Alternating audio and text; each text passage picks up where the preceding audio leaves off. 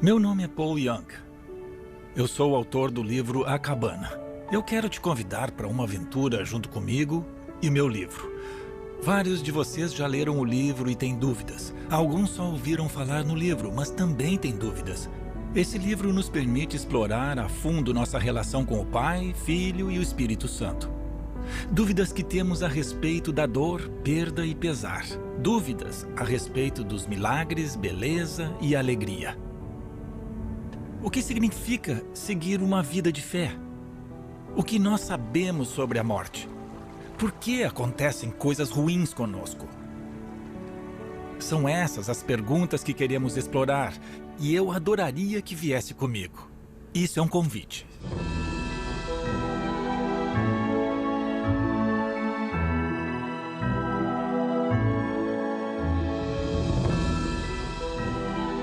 A Cabana e seus segredos. Com Paul Young.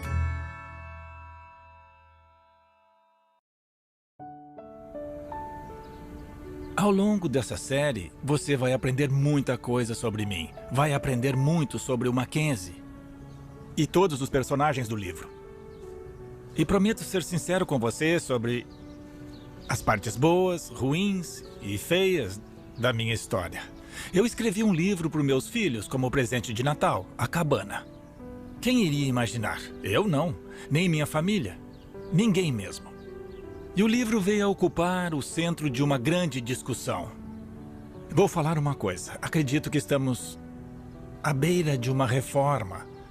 Não é só um renascimento onde tentamos dar vida nova aos velhos sistemas e instituições, mas uma mudança radical na forma como a raça humana pensa. Nós temos que achar um modo de seguir em frente. E acho que a base está na relação entre o Pai, Filho e Espírito Santo. Em A Cabana e outras obras minhas, eu busco reinterpretar os teólogos, tornar o que eles dizem acessível para todos. São 3 os fundamentos que vai ouvir repetidas vezes. Deus é bom o tempo todo. Deus é bom o tempo todo. E também vamos falar bastante que Deus é um ser relacional. E, portanto, para nós que fomos feitos à imagem de Deus, os relacionamentos são essenciais para a nossa transformação. Fomos criados para sermos seres relacionais, e esse Deus que é sempre bom participa diretamente de nossos relacionamentos e de cada detalhe de nossas vidas. O terceiro fundamento é que cada um é importante. Eu acho que esse é um preceito único no universo das ideias religiosas. Cada um tem valor. Você se lembra das 3 parábolas? Uma mulher estava procurando a sua moeda. Ela a perdeu dentro de casa. A mulher procura sem parar até encontrar e depois dá uma grande festa para comemorar. A linguagem usada para falar da vela que ela acende se compara à linguagem usada para se referir ao Espírito Santo. A próxima parábola é sobre o pastor que sai em busca da sua ovelha perdida. Ele deixa as outras 99 para salvar a que se perdeu. O pastor é Jesus. E temos também aquele pai, como o pai que aguarda o retorno de um dos filhos, mas que também convida o filho religioso mais velho para se juntar àquela festa. O pai que não fica esperando pela confissão do filho, mas corre pela estrada para dar um abraço nele. E nessa história é o filho religioso que tem mais dificuldade de aceitar a incomparável, irrestrita, abrangente e infinita graça de Deus Nosso Senhor. Trata-se de um Deus que acolhe a todas as pessoas, que entra em nosso mundo e faz acontecer as coisas que mais importam para nós, para que possamos participar, para que possamos nos tornar plenamente humanos e vivos. Muita gente me pergunta se A Cabana é uma autobiografia. Eu acho que um escritor não produz uma obra de ficção sem se inserir nela de algum modo, mas escrevi esse livro para os meus filhos. E coloquei a minha história junto. Teve uma escritora de Nashville que me mandou um e-mail logo depois do lançamento dizendo assim: olha, eu não sei nada sobre você. E ninguém sabia mesmo. Eu não te conheço nem nada, mas eu sinto que a Missy representa uma parte de você que foi morta na sua infância. E o Mackenzie é você, já adulto, tentando reconciliar toda a sua vida com essa perda. Ela acertou. Eu sou o Mackenzie e eu sou a Missy. Mas essa é uma outra história. Eu queria ler para você um trecho do prefácio. É logo no começo do livro. Mac está casado com a Nan há pouco mais de 33 anos, quase sempre felizes. Ele diz que ela salvou sua vida e pagou um preço alto por isso. Por algum motivo incompreensível, ela parece amá-lo agora mais do que nunca. Embora eu tenha a impressão de que ele a magoou profundamente no começo do relacionamento.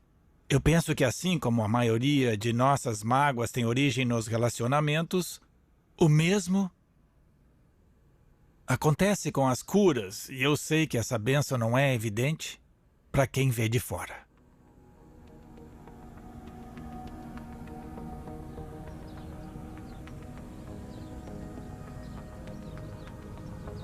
Histórias têm muito poder.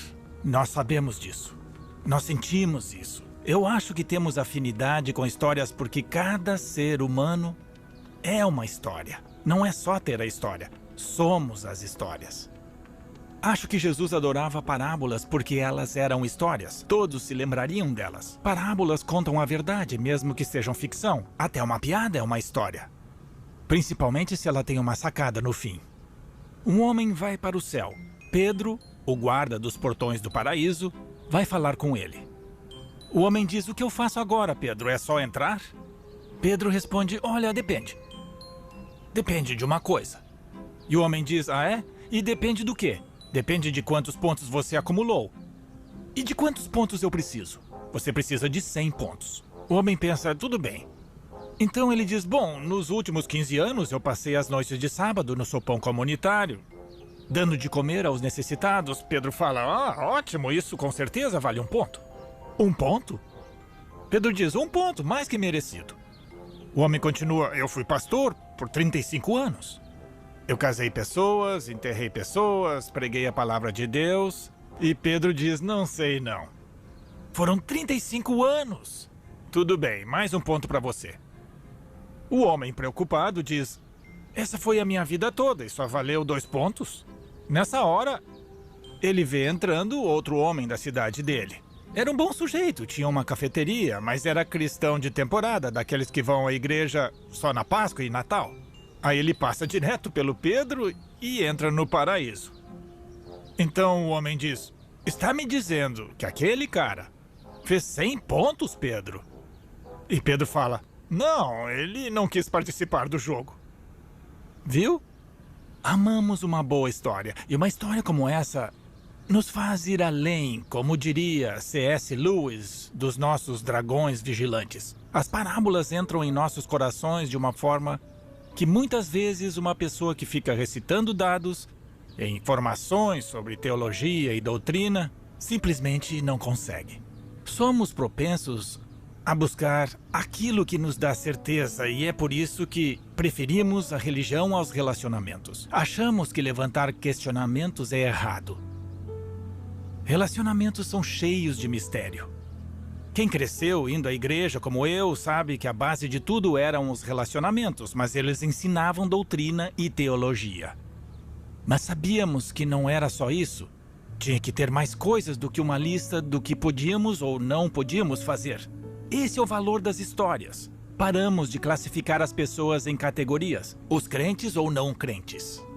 Todos nós caminhamos de acordo com nossa relação com Deus, com nós mesmos, com nossas famílias, nossas comunidades, nossos inimigos. E quando entramos na história de outra pessoa, ou na história das ações de Deus em nossas vidas, entramos em algo maior, algo mais refinado, algo de que sempre sentimos falta. Estamos falando de relacionamentos e de histórias. Os relacionamentos estão no centro de tudo. Estima-se no mundo atual, 75% da população de todo o planeta vivenciou algum tipo de traição ou perda, trauma de forma direta ou acidental. E quase todas as nossas perdas têm a ver com relacionamentos. Deus é um ser relacional. Por que isso é importante? Porque significa que Deus nunca está sozinho. E como fomos feitos à imagem de Deus, quer dizer que também nunca ficamos sozinhos. Convém dizer que a solidão é diferente de solitude, que é algo que faz bem. Solitude é tirar um tempo de tudo para pensar a respeito do mundo, de nós mesmos, da nossa família, nossos amigos. A solitude é um refúgio. É um lugar de descanso, de recarga de energia, de aprendizado em contato com o Espírito Santo no silêncio. Não é disso que estou falando. Estou falando de solidão, da sensação de que ninguém se importa, de que ninguém nos acha importantes. É estar sozinho no mundo, mas a verdade é que você nunca esteve sozinho. Deus nunca esteve sozinho. Deus nunca fez absolutamente nada sozinho. Essa é a beleza da Santa Trindade. Sempre existiu um relacionamento entre essas três entidades da Trindade. E nenhuma delas jamais esteve sozinha. E nenhuma delas foi rebaixada ou absorvida pelas outras, e é aí que mora a beleza de tudo. É uma grande dança de mutualidade, e nós fomos feitos à imagem, natureza e semelhança de Deus. E não estamos sozinhos. A primeira coisa não boa que aparece nas Escrituras é que Adão acreditava estar sozinho. Ele nunca ficou sozinho. Ele não tinha sido criado na solidão. Ele estava cercado pelo amor do Pai, do Filho e do Espírito Santo. Mas essa foi a primeira coisa não boa. E tudo que não é bom não pode vir de Deus. Uma das maiores mentiras que existe é que estamos sozinhos. A minha vida inteira, por vergonha, por causa de tudo que eu tinha passado, acabei sendo levado ao isolamento. Mesmo no mundo de hoje, é sabido que os vícios ganham força com o isolamento. É dentro de uma comunidade que uma pessoa se torna uma pessoa. É por isso que a noção de comunidade de fé, comunidade familiar, comunidade racial, comunidade étnica, comunidade cultural, isso tudo é importante para nós. A família é importante, os amigos são importantes. Tudo isso importa porque somos seres relacionais feitos à imagem de um Deus que também é um ser relacional. Nós não devemos achar que existe algo mais profundo sobre o caráter e a natureza de Deus do que os relacionamentos. Uma vez veio um cara grandão assistir a uma palestra minha. Ele nem olhou para mim, só me deu um abraço e me entregou um bilhete e foi embora. E só fui lembrar do tal bilhete no dia seguinte, quando tirei do bolso e li.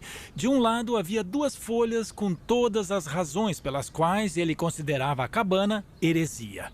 Do outro lado tinha um bilhete escrito à mão que dizia: Paul, eu não vim aqui hoje à noite para encontrar o amor de Deus. Vim para avisar quem acredita nele sobre o lobo em pele de cordeiro. Eu preciso de ajuda. Eu não sei o que é o amor de Deus. Estou no sacerdócio há 42 anos e não sei qual é a mensagem de João 17 no que diz respeito ao amor de Deus. É uma situação em que muitos de nós estão. Quando escrevi o livro, não tinha como saber o impacto que teria nos meus filhos e em tudo. Mas criei uma frase especial que se tornou muito importante. Todo mundo já ouviu dizer que Deus te ama. Mas é mais no sentido de que Deus ama todo mundo. Eu mudei isso, tirei a ênfase do sujeito Deus para o objeto, você. E a frase que resultou disso foi: eu tenho um carinho especial por você. Essa frase mudou tudo. Nós sabemos que Deus nos ama, mas sempre pensamos que somos uma pessoa num mar de bilhões. Mas cada um tem valor. Ele vai deixar as outras 99 para ir atrás de você. Eu tenho valor. O Pai tem um carinho especial por mim. O Pai tem um carinho especial por você. Eu tenho um amigo, eu tenho vários amigos, mas nem sempre foi assim. Mas se tenho tantos amigos é porque deixei que eles entrassem no meu mundo e me afastei do isolamento. Um dos meus amigos é o Scott. O Scott foi a primeira pessoa na minha vida que disse: Você pode armar o maior desastre no seu mundo e eu não vou embora. Foi um momento muito impactante para mim. Ter um homem na minha vida dizendo, eu não vou embora. Eu nunca tinha vivenciado isso antes. E ele sempre vai ocupar a posição da primeira pessoa a ter me mostrado que eu nunca estaria sozinho. Com o tempo, eu compreendi que nunca estive sozinho. Que a sensação de solidão era uma mentira. Eu só tinha que aprender a encarar o risco e confiar que não estava sozinho. Assim que fiz isso e abri o meu mundo, me vi abraçado por uma comunidade de relacionamentos.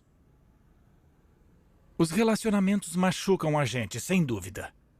E é frustrante saber que a cura também vem por meio dos relacionamentos. Seria melhor Deus nos curar sem que ninguém soubesse. Mas a dinâmica dos relacionamentos é o combustível da transformação. É onde ocorrem as mudanças. Eu convido vocês a entrarem em A Cabana. Venham conhecer o Mackenzie, que sou eu, um homem ferido, e a Missy. Venham conhecer a Nan e o Willie, o papai, e sentir Jesus dentro de você. Bem-vindos ao mundo de A Cabana. Bom, a maior parte das nossas mágoas vem dos relacionamentos. E o processo de cura também começa nos relacionamentos. Temos a oportunidade, em cada episódio, de abrir certa distância. Precisamos fazer isso. Eu sei que o mundo não para. Ele pede nossa atenção, temos compromissos, temos atividades e deveres que temos que cumprir. Mas precisamos nos afastar para refletir a respeito de quem somos e de quem Deus é para nós. E o que é mais importante na vida? Pense nas 3 coisas mais importantes na vida para você. E se você as está nutrindo ou criando espaço para elas na sua vida. Os relacionamentos estão no centro de tudo. Todo mundo já foi magoado. Quais pessoas estão no seu mundo envolvidas nessa mágoa? Abra seu coração, escute o Espírito Santo. Faça uma oração do jeito que você sabe. A oração é uma conversa com Deus, só isso. Peça ajuda. O que eu faço agora? Qual é o próximo passo? E aí espero o estímulo, a ideia, o pensamento. É com essa reflexão que eu me despeço de vocês. Nós vamos falar mais sobre isso. E várias outras coisas. Nos próximos episódios. Obrigado pela honra da sua companhia e por participar de sua jornada também.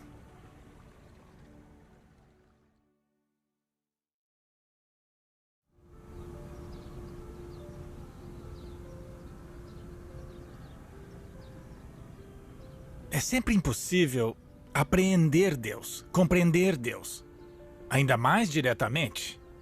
Muitas vezes, tentamos usar nossas mentes e nossa racionalidade. Não é que seja uma coisa fútil, mas é que a melhor forma de compreender o caráter e a natureza de Deus é através das metáforas e das histórias. Elas nos recebem como pessoas plenas. Essa é a metáfora de A Cabana. Nossos pais moldam a nossa teologia. A nossa teologia faz as vezes de segundo pai. A cabana é a casa dentro de nós, que as pessoas ajudam a construir. Alguns de vocês receberam um bom suporte. Os pais estiveram presentes, amaram vocês, incentivaram, deram força e reafirmação. Para alguns de nós, a casa interior é habitável, é um lugar agradável, mas para muitos de nós, é só uma cabana. E essa cabana é uma casa onde habita nossa alma, nosso coração. Para alguns de nós, ela está arruinada. E ela se torna um lugar para esconder todos os nossos vícios, onde guardamos todos os nossos segredos. E nós nunca convidamos outras pessoas para visitar esse lugar, porque temos medo de que elas nos odeiem da mesma forma que nos odiamos. História. Todo mundo tem uma. Na verdade, todo mundo é uma. E cada história é importante. Quero ler para vocês alguns trechos do prefácio do livro. São trechos bem reveladores. Eu vou explicar melhor. Mais tarde, Mac ficou sabendo que elas, no caso a mãe dele e as irmãs, tinham sido mandadas para a casa da tia May para que o pai tivesse liberdade, para ensinar ao filho rebelde uma lição sobre respeito. Durante quase 2 dias, amarrado ao carvalho nos fundos da casa, ele foi castigado com um cinto e com versículos da Bíblia sempre que o pai se recuperava da bebedeira e deixava a garrafa de lado. O Mac me disse uma vez que quando era mais novo falava o que vinha à mente, mas admitiu que boa parte do que falava era um mecanismo de sobrevivência, para esconder as mágoas.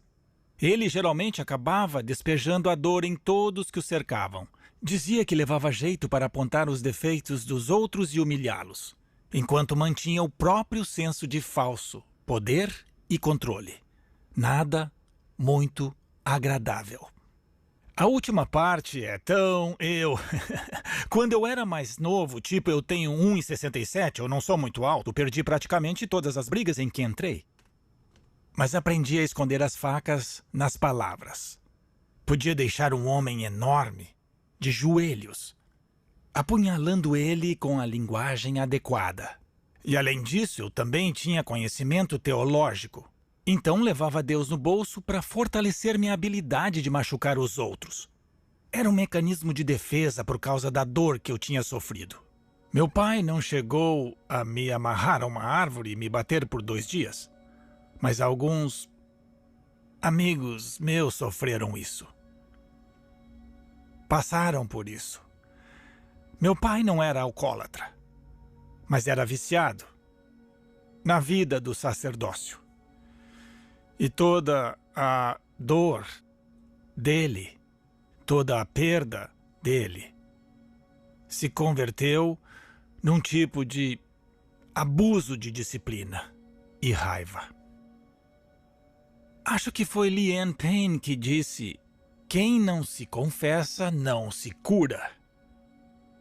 Temos que aprender a falar sobre nossas maiores tristezas.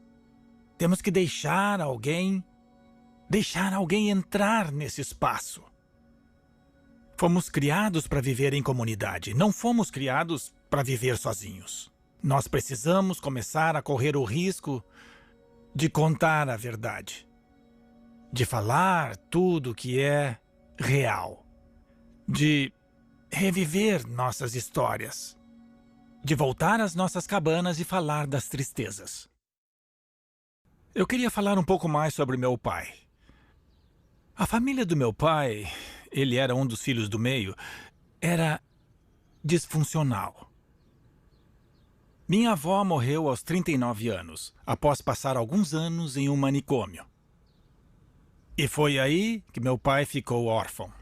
A maior parte dos filhos foi para as fazendas. Eles viraram peões de fazenda ainda adolescentes, morando no celeiro e vendo as famílias reunidas pelas janelas. Uma vez ouvi meu pai dizer a um dos irmãos: vai ver que é por isso que eu tenho tanta raiva. Aos 14 anos, meu pai fugiu para trabalhar em uma madeireira na Colômbia Britânica. E vocês sabem como as madeireiras da época eram lugares ótimos, felizes. Isso aos 14 anos. Aos 18, 2 irmãs o levaram a um retiro espiritual. O que mudou a vida dele? Ele saiu da madeireira e foi direto para o seminário na região central do Canadá. Foi lá que ele conheceu a minha mãe. Eles se casaram. E ele viveu 1 ano como pastor itinerante em Alberta. Eu nasci em Grand Prairie, Alberta. Quando eu tinha 10 meses, juntamos nossas coisas e nos mudamos para o Planalto da Nova Guiné, no outro lado do mundo. Foi lá que eu cresci. Como podem ver, meu pai não tinha sido preparado para ser pai. O pai dele havia destruído isso. E o pai do meu avô havia destruído o meu avô também. E esse legado tinha sido mantido. E isso virou parte da minha história. Meu pai era assustador. Ele vivia zangado, e eu não sabia o porquê. Mas eu sabia que a culpa era minha. Ao longo de toda a minha infância, ele reduziu minhas emoções à não existência. Eu parei de chorar. Eu jurei que nunca na vida alguém me veria tão vulnerável de novo. Eu herdei a teologia do meu pai, que era a cara dele. Um Deus distante e indiferente, furioso e decepcionado a maior parte do tempo. E justo, apenas o Deus justo podia ficar zangado. Eu não tinha permissão de me zangar. E esse Deus distante era capaz de dar surras no próprio filho para ficar de bem com as outras pessoas. Jesus me salvou. Ele me salvou de Deus do Pai.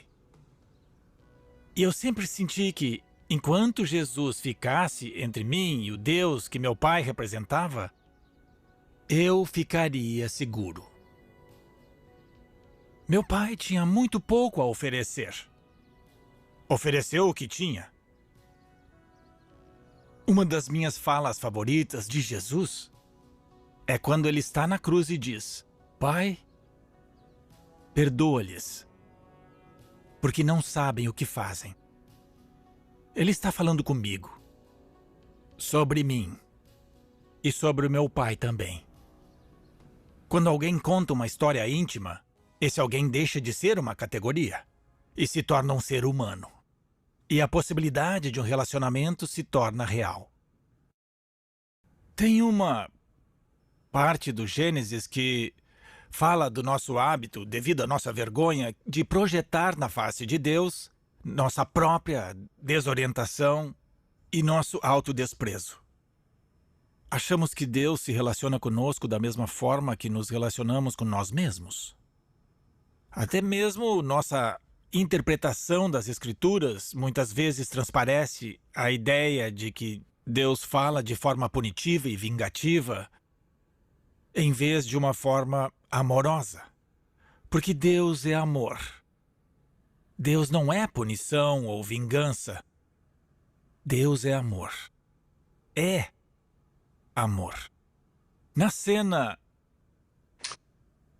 Adão e Ishá, já que seu nome ainda não havia sido revelado, decidiram realizar o ato de virar as costas para uma vida face a face com Deus. Eles comeram a fruta e se esconderam dentro da árvore. No original, em hebraico, não tem nada sobre se esconderem nos arbustos, como dizem as traduções. Se esconderam na árvore e cobriram os corpos com a habilidade de determinar o bem e o mal. Eles se declararam os julgadores da verdade de forma independente. Aí eles ouviram o som de Deus. E diz na versão traduzida que andava quando soprava a brisa do dia. E a primeira coisa que se ouve é: digam-me onde estão. Deus sabia onde eles estavam. Era um convite para um relacionamento. Ele diz: eu o ouvi e fiquei com medo. Já nesse instante, Adão começou a projetar na face de Deus esse pensamento punitivo, vingativo, maldoso, egoísta e narcisista. Eu estava com medo e com vergonha, pois estávamos nus. Eis que vem a fala. Deus diz: quem lhe disse que estavam nus? Muitas vezes lemos essa fala com um senso de desgosto ou apreensão moderna que sentimos de nossa mortalidade, nossa humanidade, nossa sexualidade, e achamos que há algo de errado para Deus estar mencionando o fato dos dois estarem sem roupas. Mas esse não é o ponto da questão. Deus está dizendo: quem lhe disse que estavam nus? Eu disse. Vocês deveriam estar vivendo expostos, a céu aberto, fracos e frágeis. Vocês dois só estão se cobrindo por causa da sua habilidade de determinar o que é a verdade, o que é bom e o que é o mal. Quem disse tudo isso? Fui eu que disse.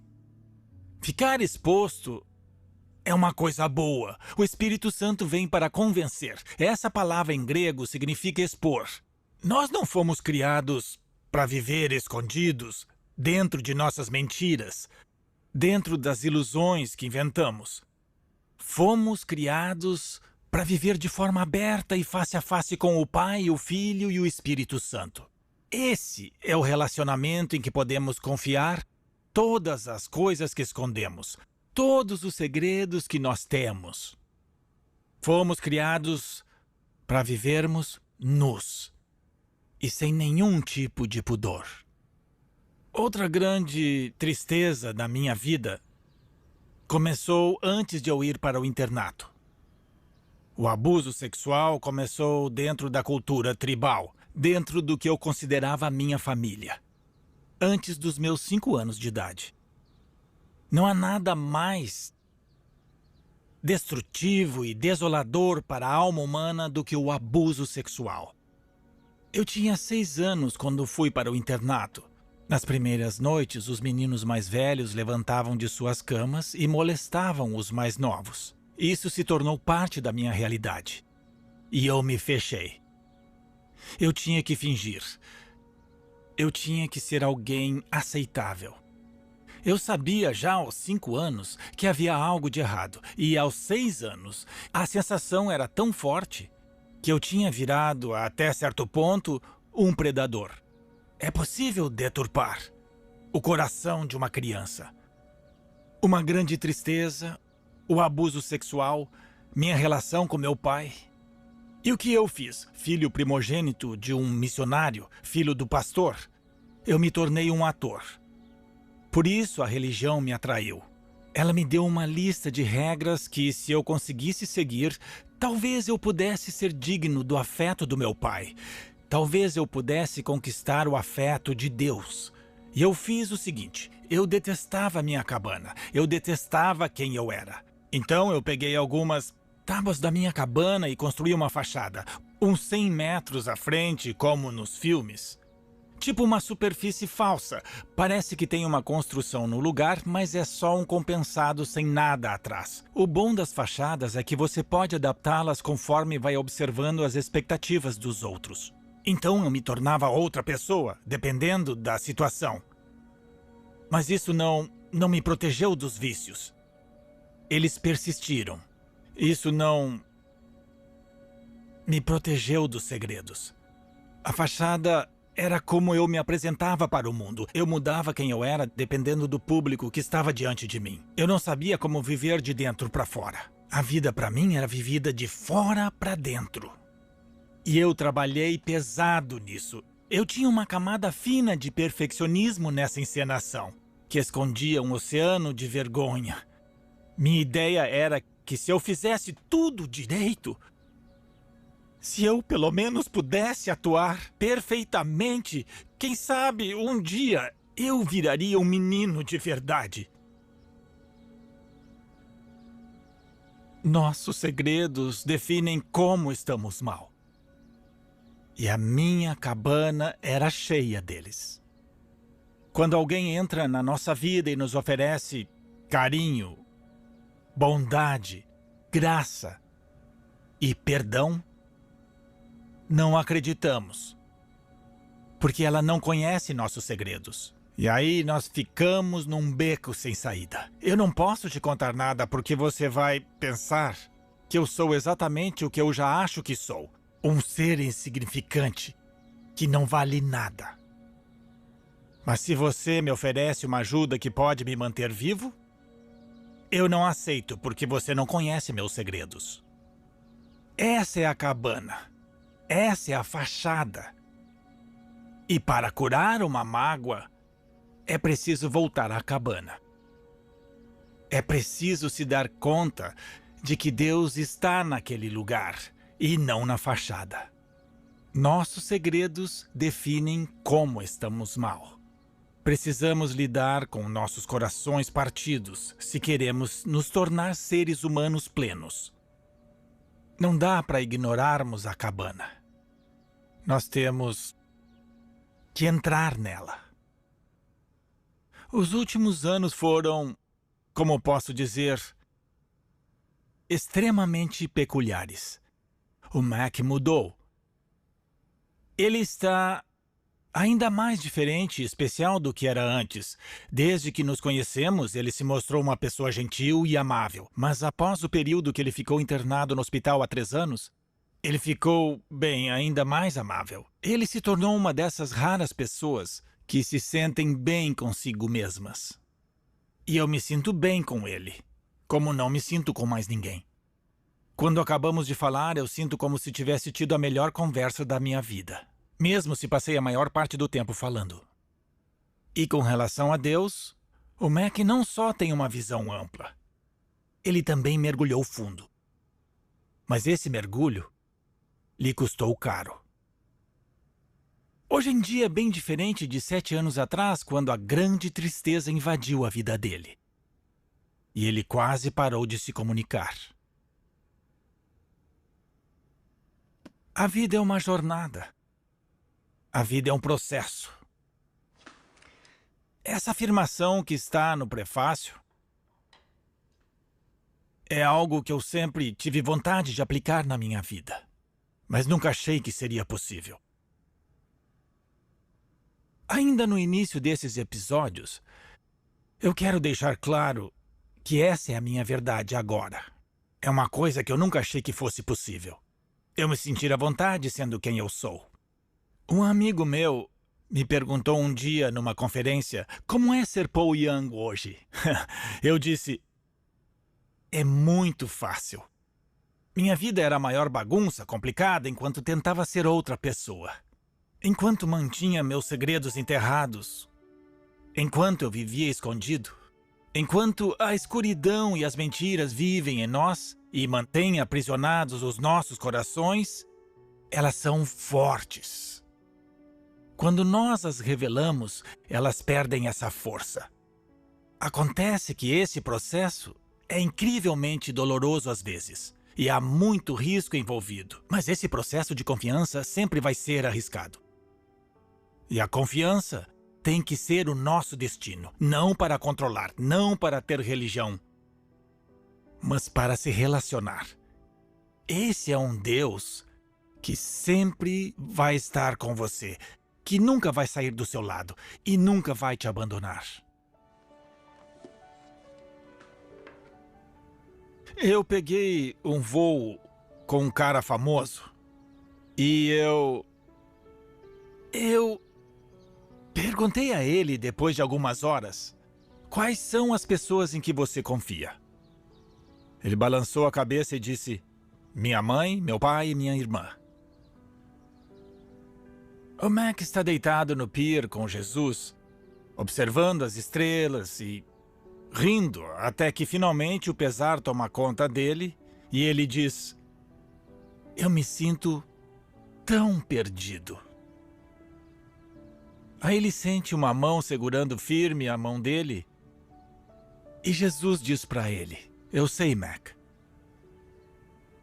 mas eu estou aqui e eu não estou perdido. Qual o poder dos segredos em sua vida? E quem você deixou entrar? Você acha que guardar segredos é mais seguro do que revelá-los? Reflita sobre o poder que os segredos exercem em sua vida. E nos vemos no próximo encontro. Há muitas coisas em A Cabana que não são o que aparentam ser. Por exemplo, o prefácio foi escrito por Willie, e muita gente presume que seja eu. Meu nome é William Paul Young, mas ninguém me chama de William. Minha família e meus amigos sempre me chamam de Paul. Eu sou uma das 4 gerações de William e nenhum de nós usava esse nome. Quando eu escrevi o manuscrito, eu fiz uma piada. Escrito por Mackenzie Allen Phillips com William P. Young. Eu criei a identidade do Willie com base no pai da Kim. Ele morou com a gente por 17 anos. O nome dele é Willard e nós o chamamos de Willie. Eu queria ler para vocês mais um trecho do prefácio. Vocês vão notar que tem um elemento mais jocoso, porque o Willie não era realmente um escritor. Eu o usei como uma espécie de experimento em literatura. Mas muita gente achou que o Willie existia de verdade e tinha escrito o livro. E diz assim, Embora ele se comunique bem verbalmente, Mac não se sente confortável com sua escrita, uma área que ele sabe que é minha paixão. Por isso, ele me pediu para escrever essa história em seu lugar, para meus filhos e para Nan. Ele queria uma narrativa que não só expressasse a eles todo o amor que ele sentia, mas que os auxiliasse a entender tudo o que acontecia no seu mundo interior. Você conhece o lugar. É onde você fica sozinho. Talvez com Deus. Se acreditar nele. Lógico, pode ser que Deus esteja lá, mesmo se você não acreditar nele. É bem o estilo de Deus. Ele não é chamado de grande interferidor à toa. Grande interferidor. C.S. Lewis criou esse termo. Um Deus que não se resigna a lavar as mãos e nos deixar continuar na nossa tristeza, nossa desorientação, nossa cegueira. Mas que mergulha conosco e se junta a nós no meio disso tudo, mesmo que não possamos sentir sua presença. No último encontro, eu falei das minhas grandes tristezas. Meu relacionamento com meu pai, o abuso sexual que sofri na infância e da minha inadequação. Mas eu me adaptei. Eu me tornei um ator. E eu era realmente bom nisso. Eu não pensava que fosse porque eu era esperto ou porque eu era criativo que eu tinha sucesso. Eu achava que enganava as pessoas. Ninguém sabia da minha história, ninguém sabia dos meus vícios, ninguém sabia meus segredos.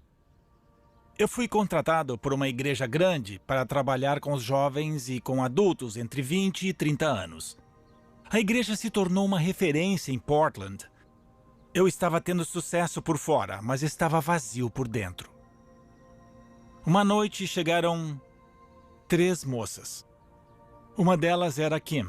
Ela estava com 2 das 5 irmãs. Eu nunca a tinha visto lá, era a primeira vez que ela tinha ido. Aí eu imediatamente mudei a atividade que eu tinha planejado para que nos reuníssemos em duplas e orássemos um pelo outro. O poder corrompe. Mas foi assim que conheci a Kim.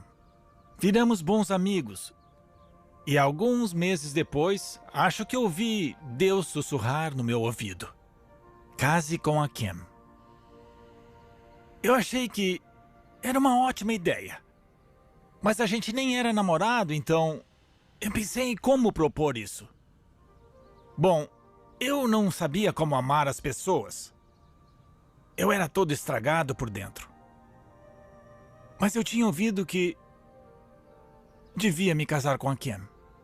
Então eu bolei um plano para pedi-la em casamento durante uma festa. Quando nós voltamos de uma viagem, eu convidei um monte de amigos e escrevi um cartão com frases bonitas para cada um deles. Sentamos em um círculo de umas 15 pessoas e a pessoa tinha que ler o cartão em voz alta sem ter lido antes. Eu pus o cartão da Kim virado para baixo porque no dela estava escrito: "Quer casar comigo?" Homens podem ser idiotas. Achei que daria mais certo pedir em grupo. Cada um leu seu cartão e quando chegou a vez da Kim, ela abriu e começou a ler. Quer casar? Se ela estivesse aqui, ela diria o que passou na cabeça dela naquele momento, que foi o seguinte: se eu disser não, ele nunca vai refazer o pedido. Mas se eu disser sim, eu posso voltar atrás. Como não amar essa mulher? Nós nos casamos 11 dias depois. A Kim salvou a minha vida. Mas eu trouxe muito peso para a nossa união. Meus vícios que ela não conhecia, minha história que ela não conhecia, meus segredos que ela não conhecia. Eu não me abri para ela.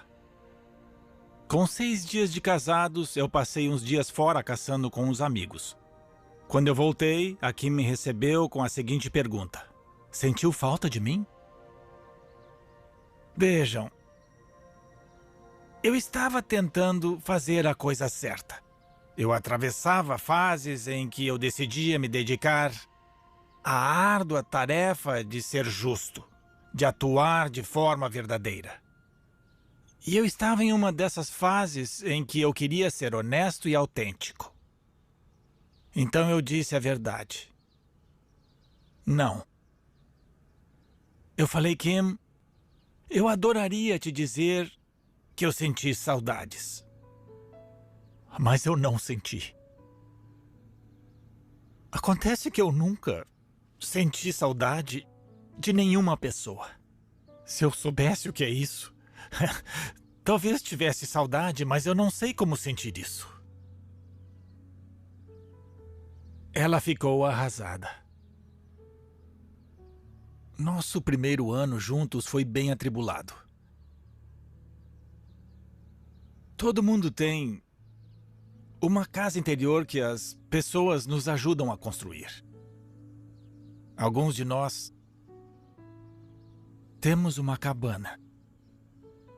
E não dá para evitar envolver quem está por perto nas nossas perdas. Parece ser mais seguro fingir e seguir tentando. Mas enquanto nós não voltarmos à cabana e deixarmos alguém entrar nela, vamos continuar destilando nosso veneno para cima de todo mundo. Principalmente para cima de quem mais amamos. A solidão era uma força dominante do meu mundo emocional. Era uma grande parte da minha vida. Em parte porque eu nunca deixava ninguém entrar, mas de fato era porque eu não confiava em ninguém. E tinha separado minha mente do meu coração, pois meu coração estava partido. E eu me norteava pela minha mente. Por isso eu sabia como virar qualquer discussão contra os outros. Eu sabia como transferir a culpa, e eu vivia afastando os outros de mim. Eu sentia na pele o que era essa solidão. Eu lembro quando eu estudava no seminário, que ficava no interior do Canadá. Eu saía à noite para caminhar ao lado da ferrovia. O vento soprava forte. E eu sabia que o barulho era tão alto que ninguém ia me ouvir gritar. Então eu gritava e gritava. Aí eu juntava os cacos, remontava a minha fachada e voltava para o seminário, onde eu fazia o papel do garoto religioso, inteligente e sagaz. Coração partido. Mente separada do coração. Deus não tem intenção de nos largar nesse estado. Mas a intenção de Deus também não é nos castigar.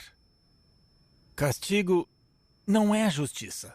Castigo não muda nada. A longo prazo, sabemos que não. O castigo não restaura o que foi quebrado. A intenção de Deus é nos curar, mesmo que a cura venha como fogo.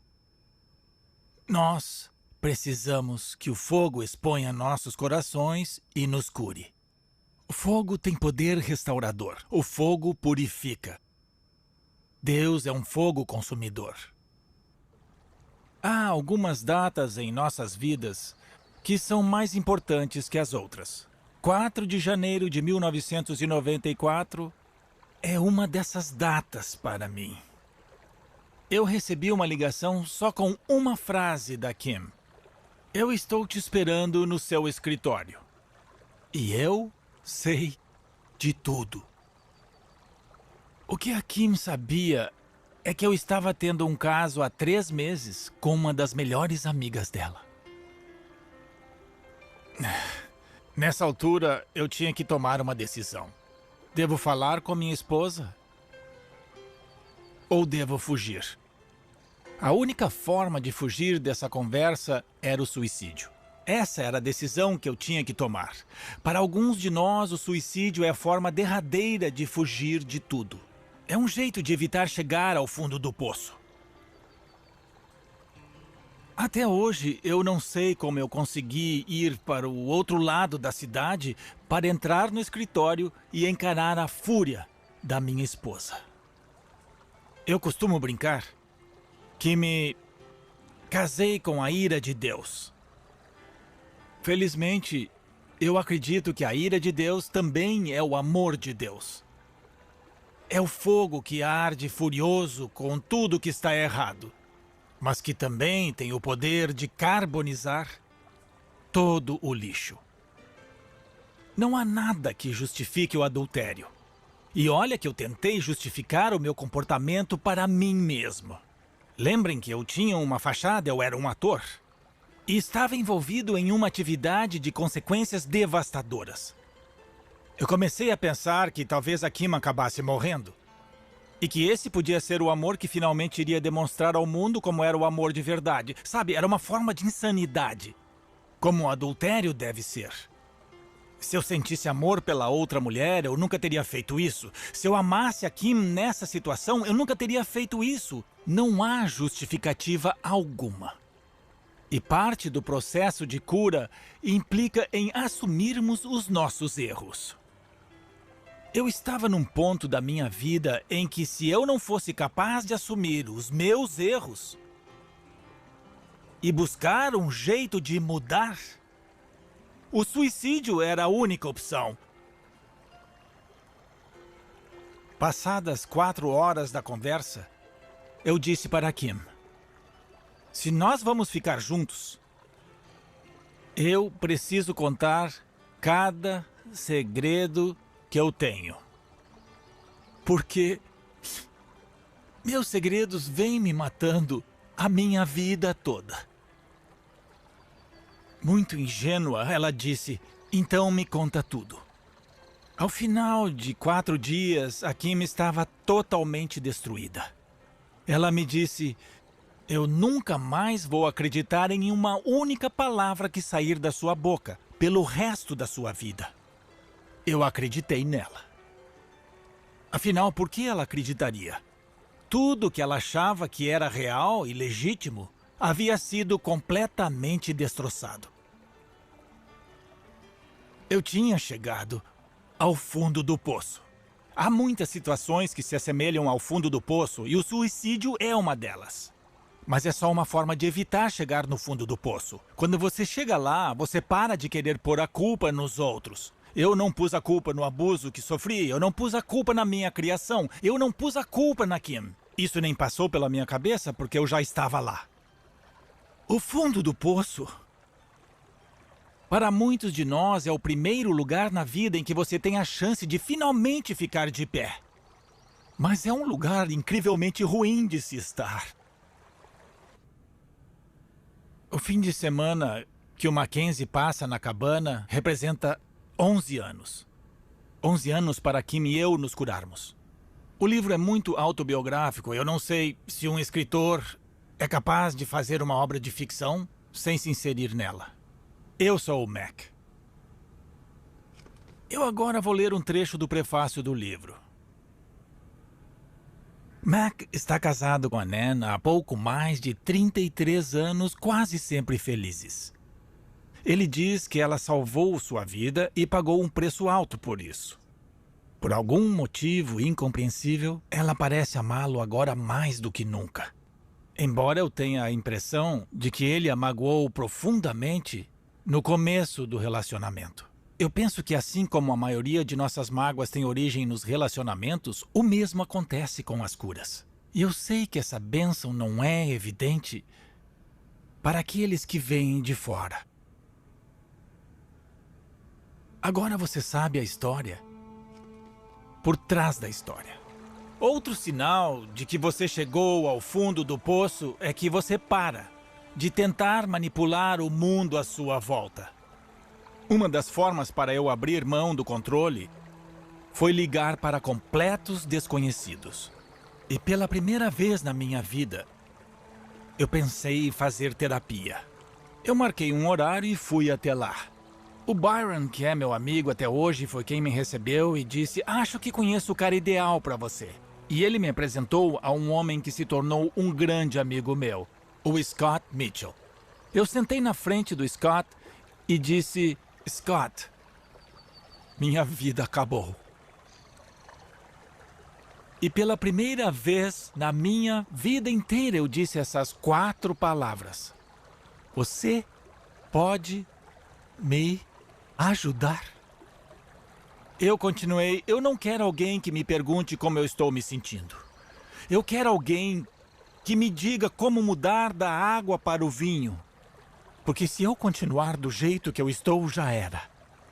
Você pode me ajudar? E o Scott sorriu e me falou: posso.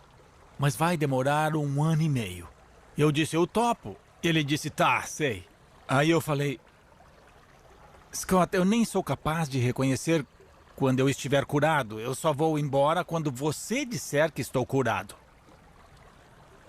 Eu me coloquei em uma posição onde a possibilidade de confiança era a única saída para mim.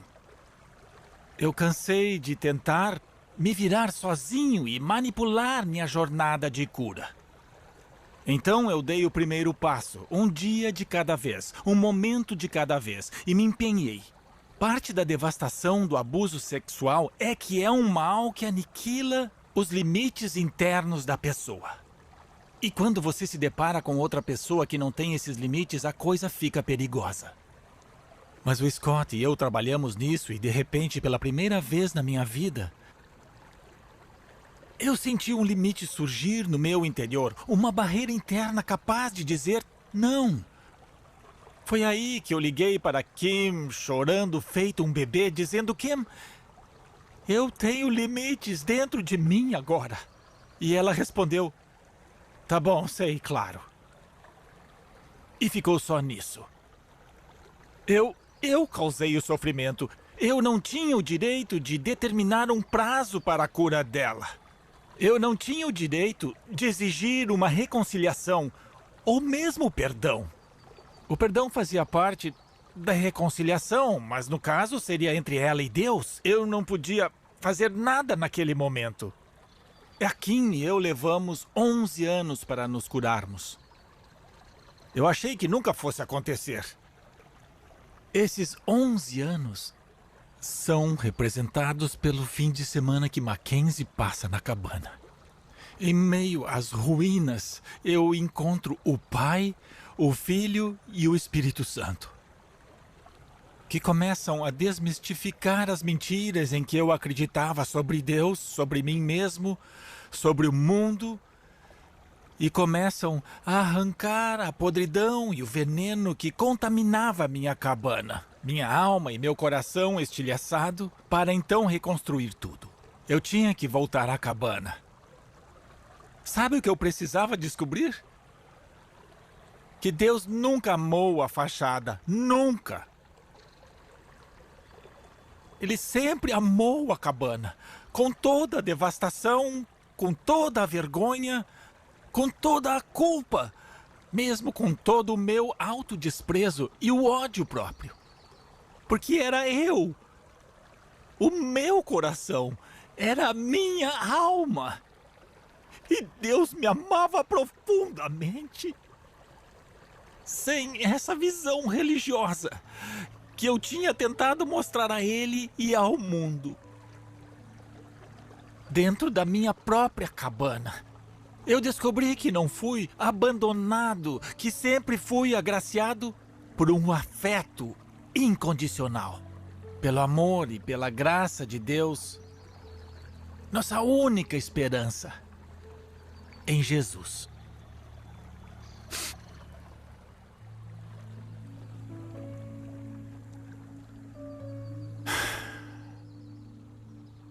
Muitas vezes esperamos que os outros mudem antes que nós mesmos tomemos a decisão de mudar. O que você está esperando? Reflita. Chegou a hora? Você está a ponto de desistir? Você está achando que nada vai mudar? Você pode. Não desista. É como diz a música da banda Joseph: não desista. É melhor morrer do que viver uma mentira. Queime a bandeira branca.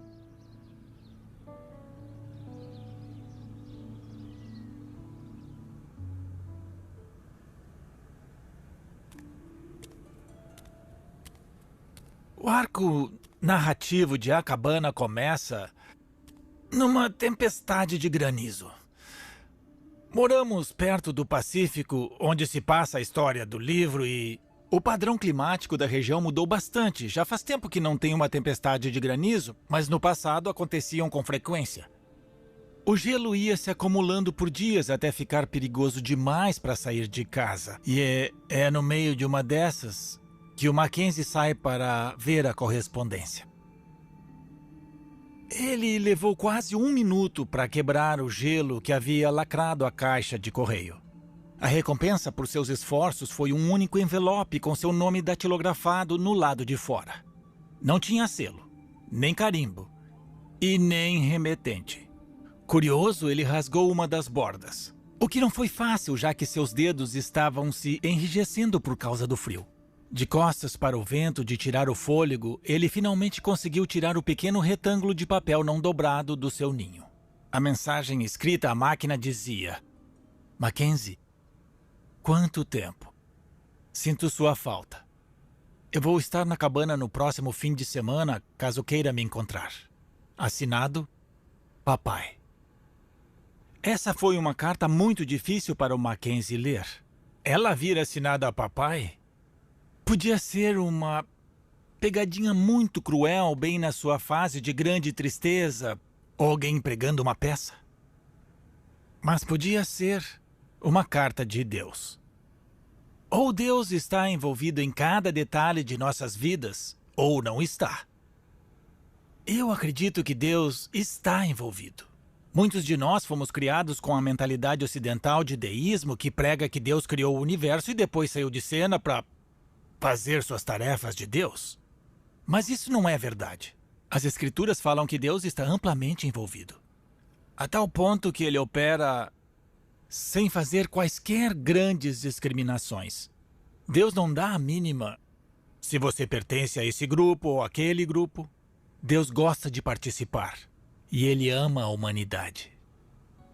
A Kim e eu precisamos de 11 anos para nos curarmos, ou seja, de 4 de janeiro de 1994 até o final de 2004. Essa foi a fase de reconstrução, ainda tem muito a fazer. E talvez dure a vida toda.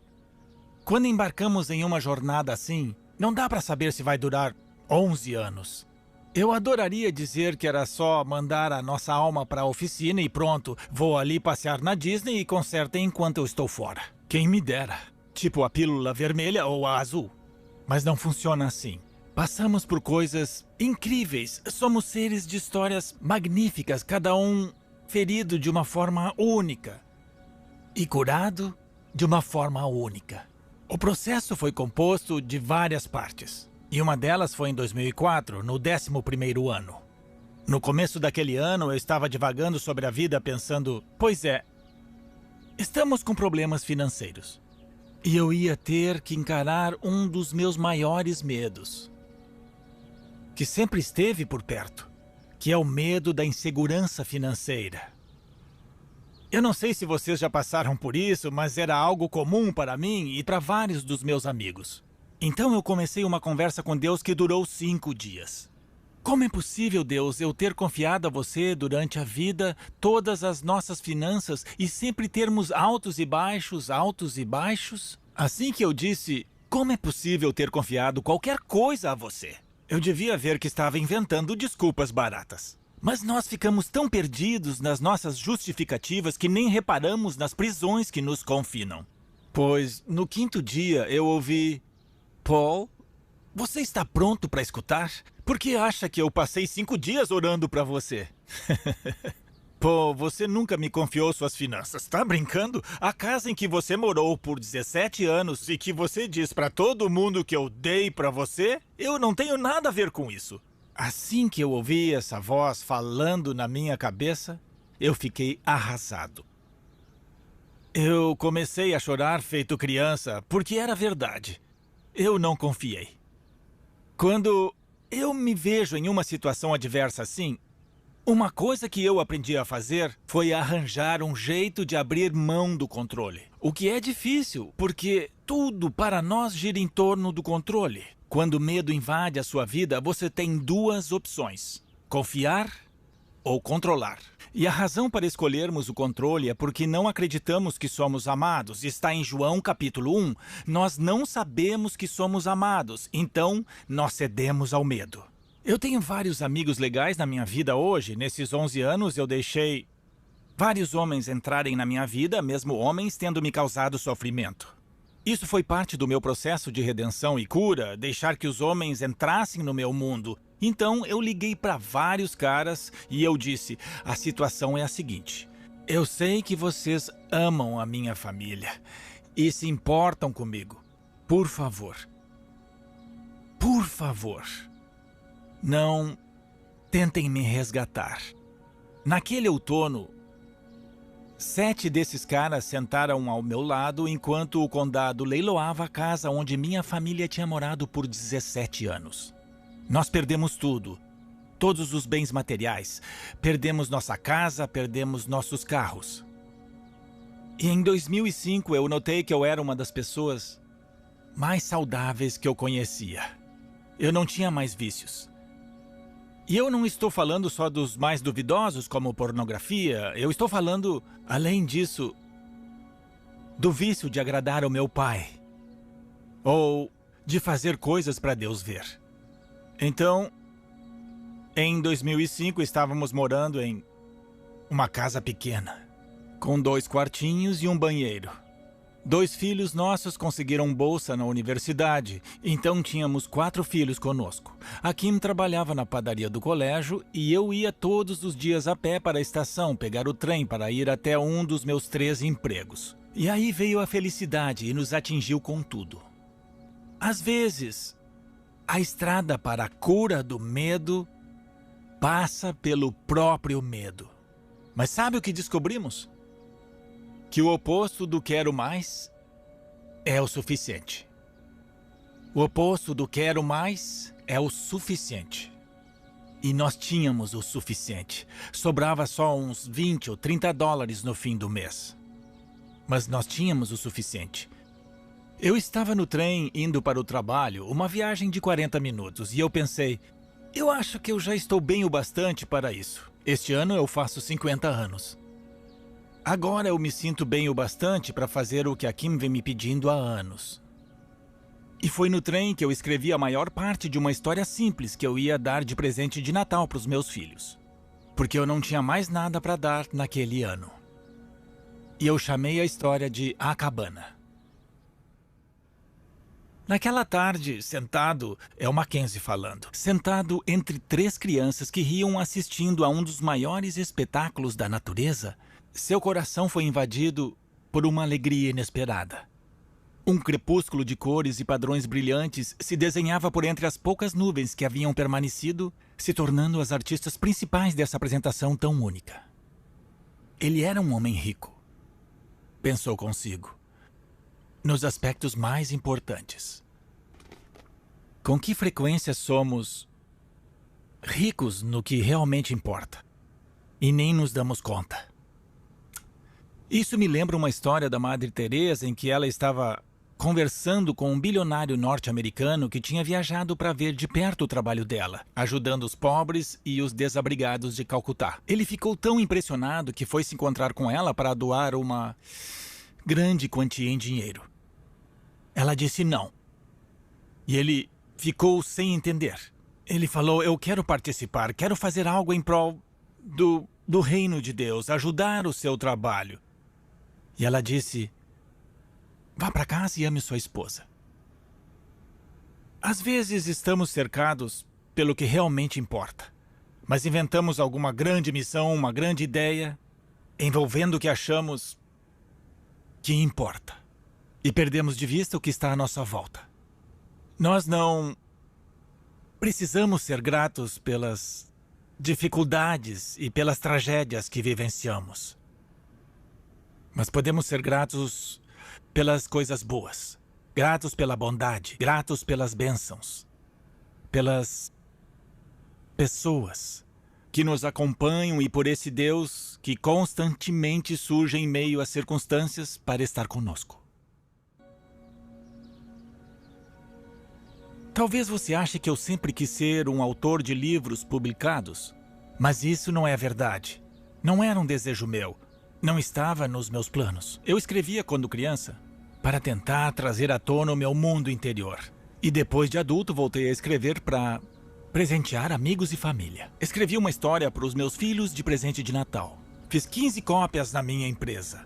A pergunta é, como essas 15 cópias viraram esse colosso que é a cabana. Quando você dá um livro para os seus filhos, eles dizem: "Ah, valeu, pai. Pode deixar que eu vou ler."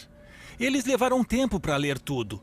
Meus amigos começaram a ler e passaram para outros amigos, que passaram para outros amigos. E uma das cópias foi parar nas mãos de Wayne Jacobson. Ele tinha escrito um livro chamado Deus Me Ama, que eu adoro. Ele era o único autor de verdade que eu já tinha conhecido.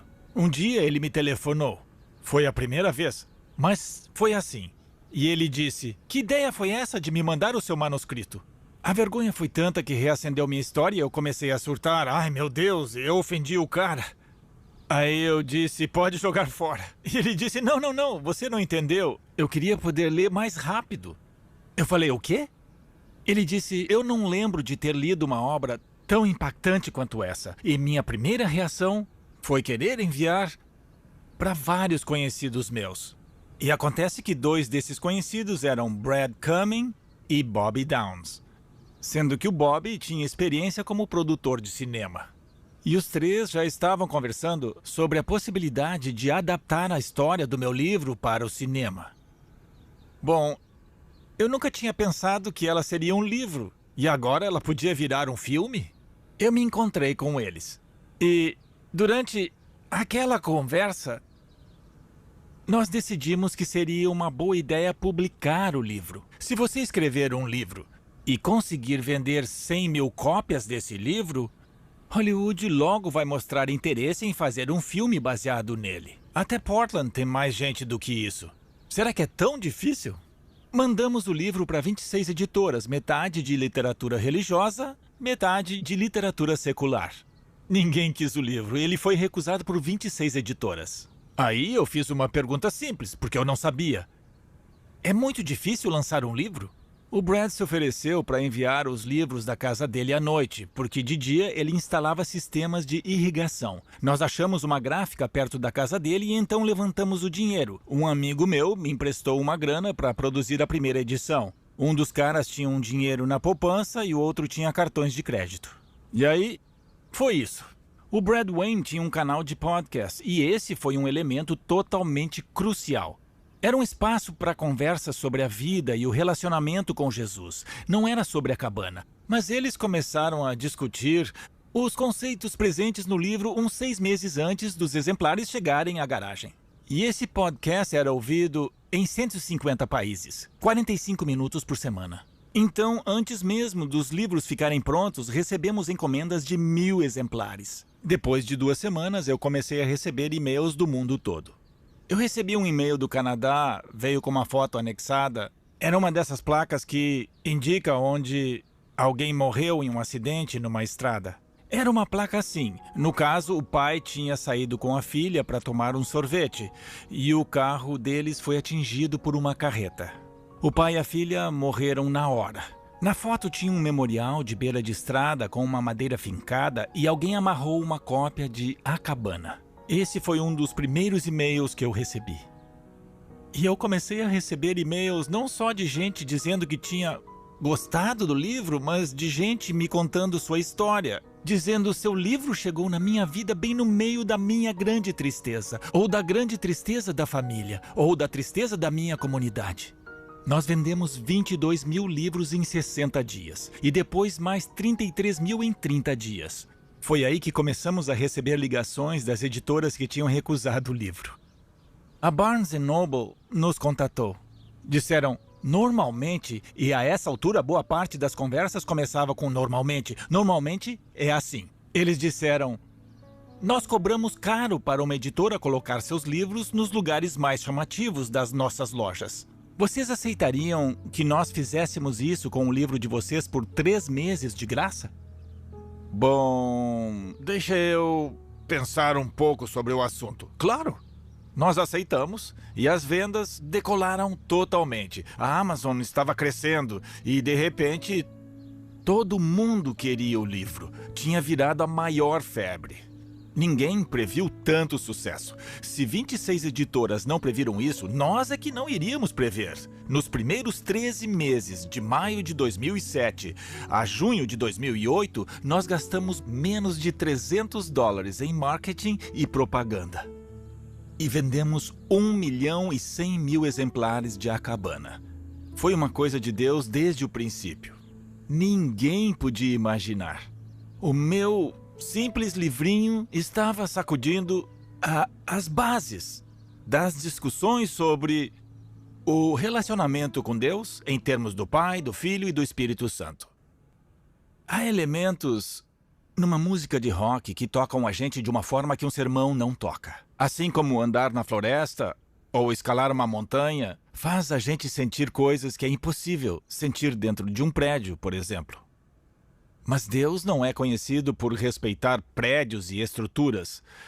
Deus está nos detalhes. De que outra forma daria para explicar religiosos mais velhos indo a um show do Elton John e acendendo isqueiros com os braços no alto? Algo que eles nunca fariam dentro de uma igreja, não é?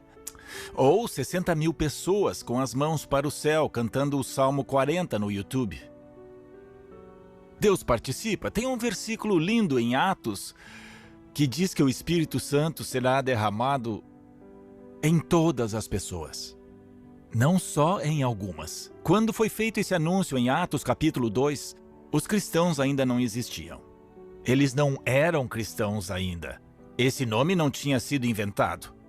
Era só o Espírito Santo sendo derramado, ou seja, cada um envolvido tinha sua importância. Não havia qualquer divisão espiritual. Veja por esse ângulo. Jesus é Deus à vontade, sendo quem Ele é. Aliás, se você quiser ler mais sobre isso, eu sugiro começar pelo Evangelho segundo João. Leia sobre a vida de Jesus, ande com Ele e faça perguntas. Se Ele é Deus, se Ele está em um relacionamento com seu Pai, pelo poder do Espírito Santo, por que acontece o que acontece? Por que Ele fala isso? Abra seu coração, não importa se você vem de uma família judia, uma família muçulmana, uma família cristã, uma família ateia. Existem elementos dentro dos evangelhos com os quais a sua humanidade vai se identificar. Porque Jesus não veio para fundar uma religião. Jesus veio para nos dizer como é, ou para mostrar, na verdade, o que é ser plenamente humano e cheio de vida. O sucesso e o fracasso trazem à tona o que temos em nós, mas eles são diferentes, são dois tipos diferentes de pressão. Eu creio que Deus é, em parte, o arquiteto por trás do nosso sucesso, sabendo que o sucesso vai trazer à tona coisas que o fracasso nunca traria. Foi o que aconteceu comigo.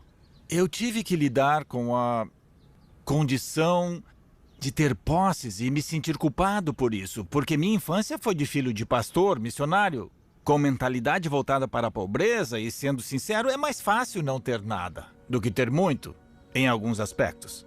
E, além disso, eu cresci com a noção, eu já falei do meu relacionamento com meu pai, a noção de que eu era órfão, e os órfãos não consideram que têm direito a ter coisas.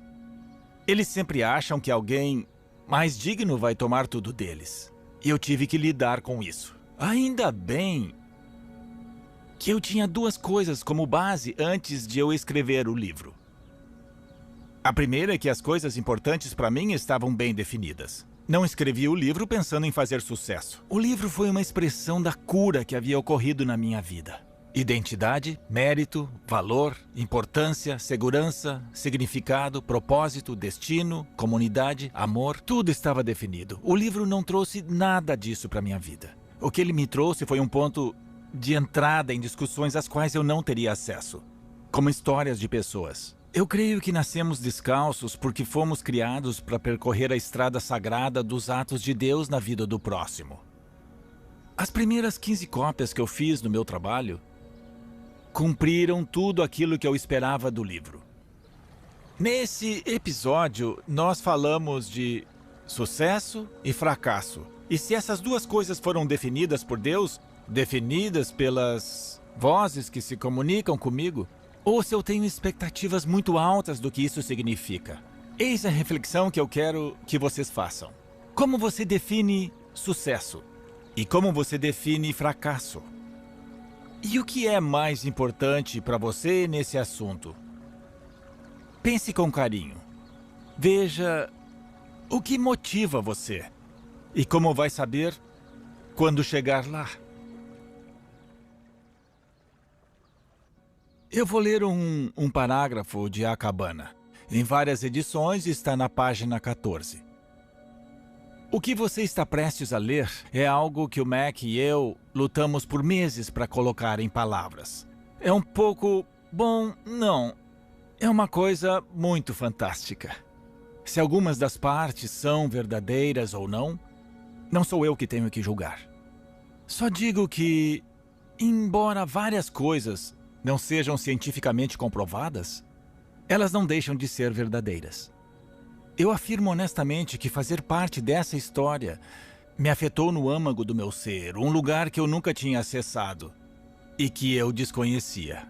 Eu confesso que desesperadamente desejo que tudo que o Mac me contou seja verdade. Geralmente, eu estou próximo dele, mas há dias em que o mundo visível de concreto e máquinas parece ser o mundo real. E eu perco o contato e me encho de dúvidas. As crianças não têm esse problema até que alguém mostre que isso existe. Elas não sabem a diferença entre o mundo de Deus e esse mundo aqui. Ou as coisas invisíveis do amor. Somos nós que dividimos o mundo. E eu vejo em Jesus as peças voltando a se unir. Na encarnação, é o Deus completo e o homem completo, nos ensinando como ser um ser humano pleno. Agora o Mackenzie está voltando para a cabana, o lugar de sua maior perda. É onde jaz seu coração partido. A cabana é isso. O coração e a alma de um ser humano destruído. Quando ele chega na cabana, ele explode e o Deus que ele achou que ia se manifestar não se manifesta. Porque esse Deus não existe. Para mim, esse é o Deus com o qual eu cresci. O Deus que não existe. O Deus distante, repreensivo. Como eu disse, um Gandalf mais malvado.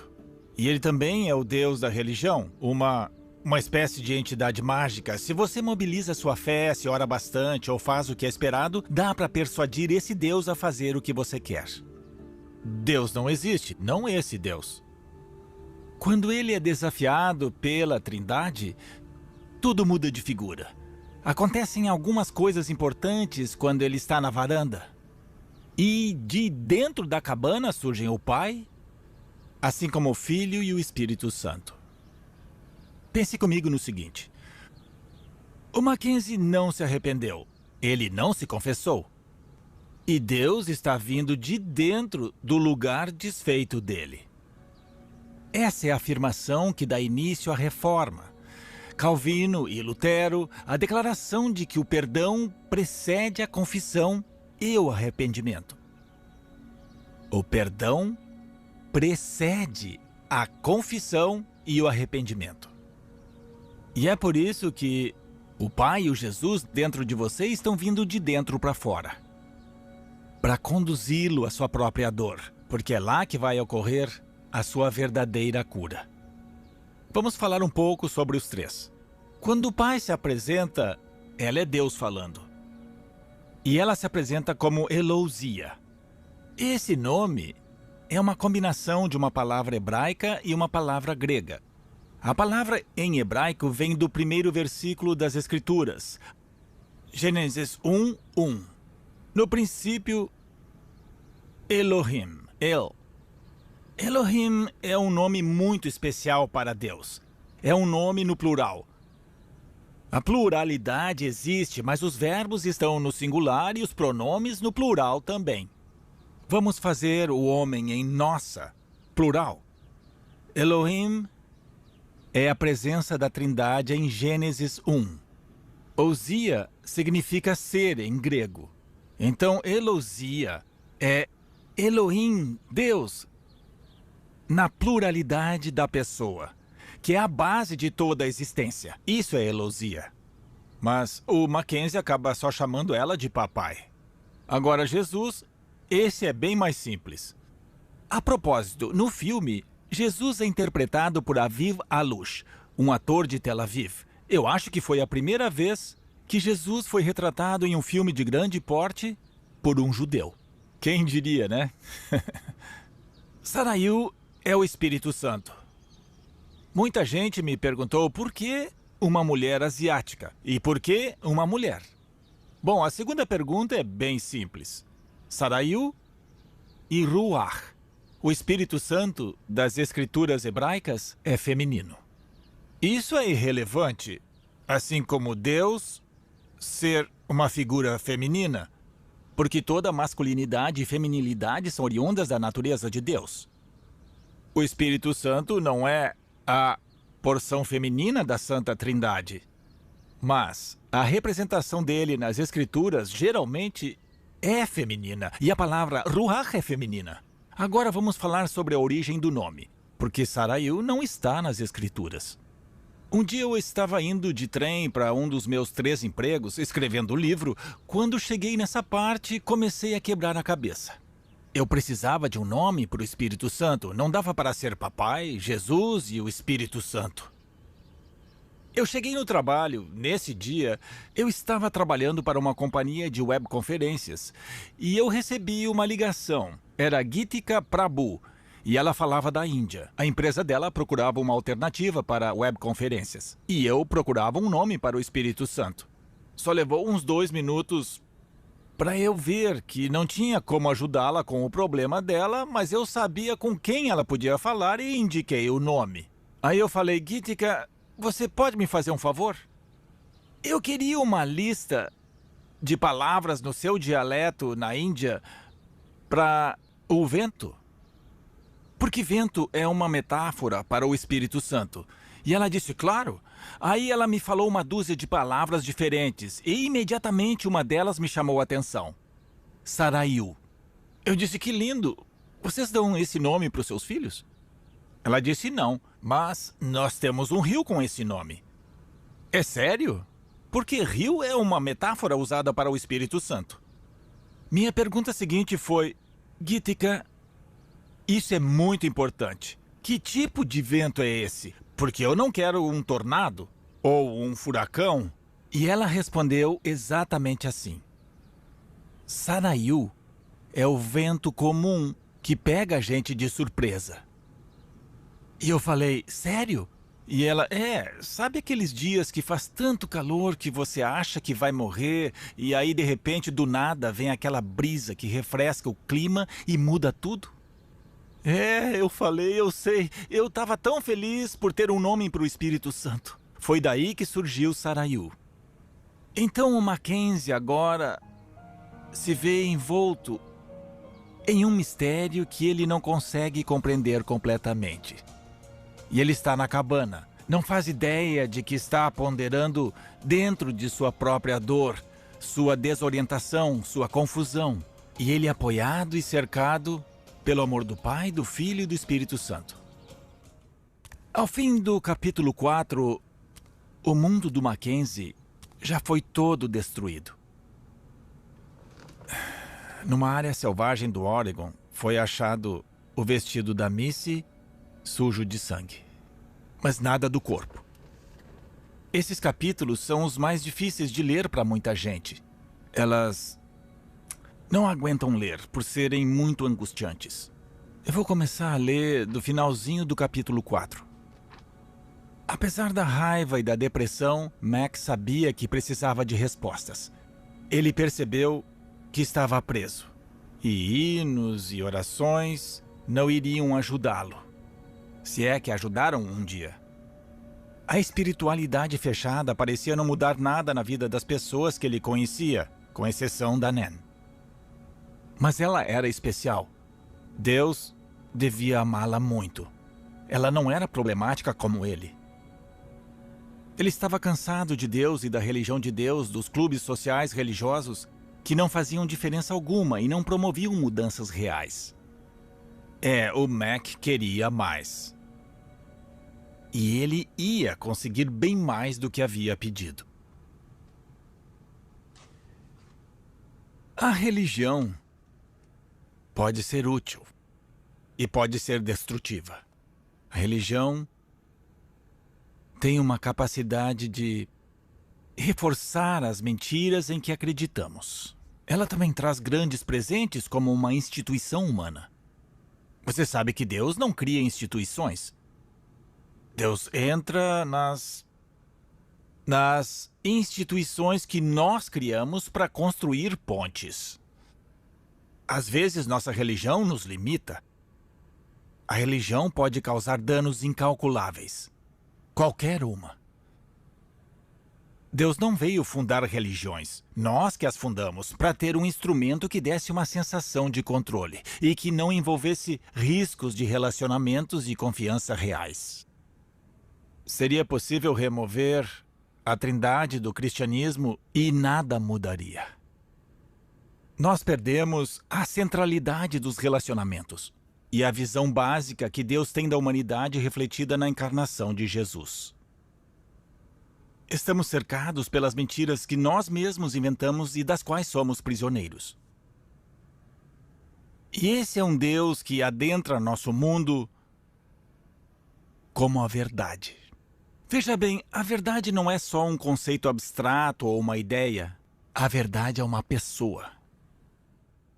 Então, por que a Trindade é importante? Como disseram uma vez, se tirar a Trindade da teologia cristã, 95% de tudo não mudaria. Isso indica que perdemos o fio da meada. Porque tudo se resume à multiplicidade da pessoa dentro do próprio ser de Deus. Acreditamos em um só Deus. Isso é verdade. Mas esse Deus tem 3 pessoas. E por que isso importa? Porque se não houver multiplicidade de pessoas, não existe base para o amor ou para um relacionamento. Tem que haver mais alguém. É por isso que há certas religiões em que Deus é uma singularidade e Deus é um só. Bom, se Deus é um só, Deus não pode, por definição, ser amor. Porque o amor requer a existência de um outro. Então elas falam de um Deus misericordioso ou bondoso dos atos de Deus. Mas elas não falam que Deus é amor, visto que para Deus ser amor, ele precisa de uma contraparte, que seria a criação. E tudo que Deus precisa é maior que o próprio Deus. Então Deus não pode ser amor. Essa é uma das razões por que a Trindade é tão profundamente importante. E porque o amor e os relacionamentos estão no centro de tudo, porque fomos feitos à imagem de Deus. Eis uma citação. O que Deus deveria fazer ao ver que sua boa criação estava à beira da ruína e a ponto de cair na não existência?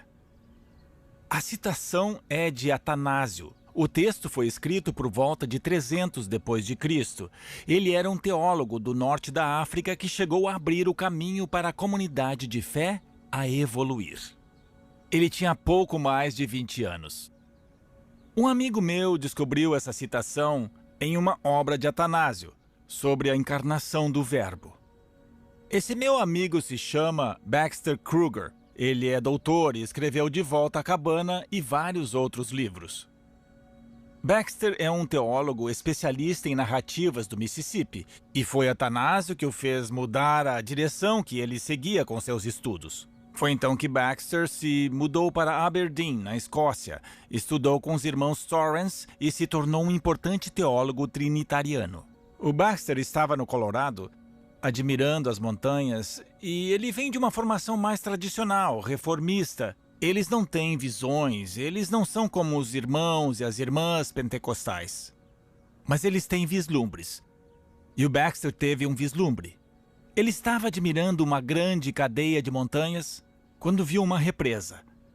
Era feita por castores e muito grande, podia bloquear o rio Mississippi. Era enorme. E ele perguntou para Deus, o que é aquilo? E ele ouviu a resposta dentro do seu coração. Aquilo são as mentiras dos pastores e dos teólogos do sistema institucional da igreja que estão represando os rios de água corrente do mundo ocidental. Então Baxter olhou para o fundo onde havia inúmeras sequoias imponentes e tinha uma bem no centro, ao fundo. Baxter disse, e o que é aquilo? E a resposta foi: aquilo, Baxter, é a mentira da separação. O mundo ocidental está convencido de que ele está separado de Deus. A verdade é que nunca houve separação. Isso não passa de um mito. Se você tirar esse mito, a represa inteira vai ruir. Para muitos de nós, o Evangelho falava sobre separação. Essa era a suposição. Inclusive, partimos da ilusão de que Deus realizou a criação e a própria criação se conduziu ao desastre. Daí Deus manda Jesus em uma missão de resgate. E Jesus reconstrói a ponte e oferece um novo caminho para um relacionamento com Deus nosso Senhor. É assim que vemos o Evangelho, e que nada tem a ver com a visão de Atanásio, ou de Irineu, ou dos fundadores da igreja. Eles não tinham essa noção de separação que temos hoje. Então, o que é o Evangelho? Eu vou tentar explicar de forma bem clara. O Evangelho não prega que você pode receber Jesus em sua vida. O Evangelho prega que Jesus já recebeu você na vida dele, no relacionamento dele com o Pai, na unção com o Espírito Santo. Essa é a boa notícia. Você já está incluído. Talvez você não saiba disso, pode ser até que não queira. Foi mal. Mas essa é a verdade de quem você é. Você pode lutar contra para sempre, mas não vai deixar de ser verdade. A nossa salvação não depende de nós. Não é fruto do nosso esforço, não. A salvação é incondicional. A salvação tem 3 dimensões e isso está registrado em todo o Novo Testamento. Primeiro, nós já fomos salvos e incluídos em Cristo muito antes da fundação do mundo. Nós fomos criados em Cristo. Com o tempo, fomos incluídos em Jesus. Quando ele morreu, todos nós morremos. Quando ele ressuscitou, nós também. E agora estamos todos envolvidos no processo de realização dessa salvação. Sozo, a cura do coração e mente, que reúne todos nós e nos integra como seres humanos. Essa afirmação é verdadeira e digna de aceitação total. Jesus Cristo é o Salvador da humanidade, de toda a humanidade. Ele disse: quando eu for levantado da terra, eu irei, é arcaico, eu irei atrair todos os homens a mim. E foi o que ele fez. Ele fez, sem direito a voto, graças a Deus. Faz pouco tempo, eu estava na casa de um amigo. Nós estávamos conversando. Era um teólogo, amigo meu, e o filho dele, de 11 anos, estava lá estudando. Durante a conversa, em certo momento, a conversa misturou questões de ordem católica e protestante. Aí o menino não se segurou e disse: eu estudo numa escola católica. E eu tenho que falar uma coisa. Eu aprendi várias coisas boas sobre Deus lá na escola. Mas, conforme eu fui crescendo, começaram a falar das coisas ruins de Deus, e agora eu estou confuso. Bom, os católicos não têm o monopólio na arte de tornar as coisas confusas, pode acreditar. A religião tem sido um obstáculo há muito tempo. Tem uma palavrinha da qual falamos como se lembrássemos o significado original, a palavra igreja. A igreja nunca, jamais, foi só uma instituição. Nunca foi aquela construção que fica na rua principal, com as torres e os sinos.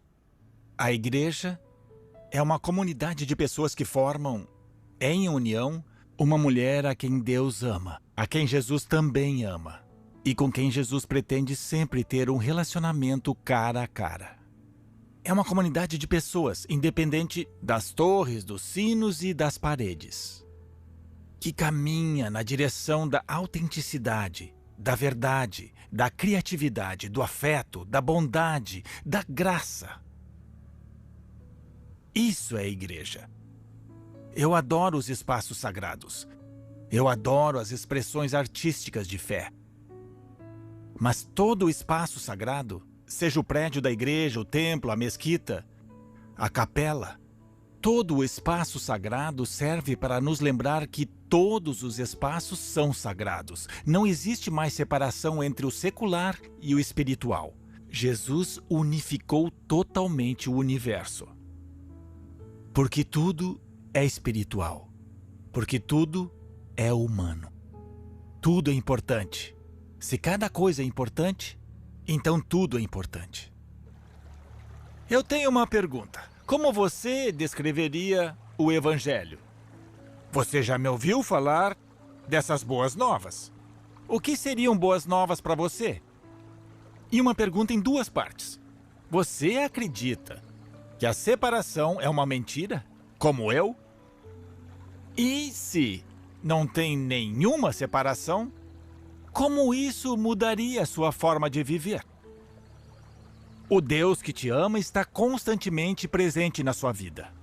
Que mudanças isso traria para você? Bom, nós conversamos mais uma outra hora.